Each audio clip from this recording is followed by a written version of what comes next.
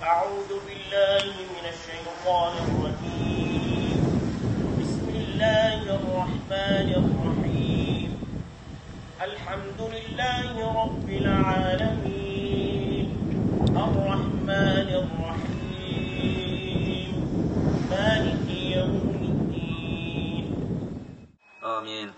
الحمد لله والصلاة والسلام على رسول الله. жараткан Аллахым окулган Кур'ан аяттарынын соопторун мына ушул жерде жаткан биздин шейит болуп кеткен аталарыбыз кеченки 7 апрелдеги окуяларда ушу жерде шейит болгон бир туугандарыбыз жана башка кечеки Баткен окуясындагы бүтүн шейиттердин арбактарына багыштаган болдук. Кудай Таала жаткан жерлерин жайлуу, топурактарын торко кылсын. Раббана атина фид дунья хасана ва фил ахирати хасанatan ва қина азабан нар.